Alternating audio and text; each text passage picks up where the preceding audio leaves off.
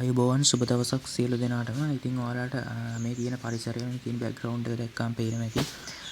පොට් වල දාලා තියෙන මේ විදිහට මල් ප්ලාන්ට් වර්ග සිටවලා තියෙනවා. මේ ප්ලාන්ට් එක ගැන ඔයාලට මම කලින් පැහැදිලි කරලා තියෙනවා. මගේ අනිත් YouTube නාලිකාවේ මම ඔක සම්බන්ධයෙන් පැහැදිලි කරලා තියෙනවා ඔයාලට. ඒක ඇත්තටම ලස්සන ප්ලාන්ට් එකක්. එල්ලෙන ස්වභාවයේ තියෙන ලොකු අලංකාර තත්වයක තියෙන මේ ප්ලාන්ට් එකක් තමයි මේ ප්ලාන්ට් එක. මේ කොකාව ඔයාලා දැකලා ඇති. මම කලින් ඕකේ වීඩියෝ එකක් දාලා තියෙනවා.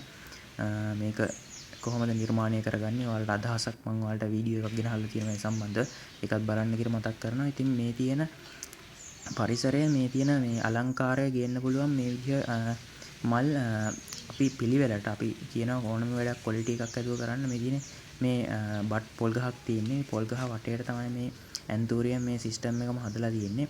ඒතර මේ තියෙන බෑග්ග්‍රවුන්ඩ් එක මේ මල් පවා ලස්සනට ඩිසයින් කරලා තියෙන්නේ. ඕකට පොහොර දාලා ඒක කප්පාදු කිරීමක් තුලින් තමයි මේක ලස්සන මල් හටගන්නේ. ඉතින් මල් හටගන්න විදිහට මේකේ ඩිසයින් එකක් තියෙනවා. මේකේ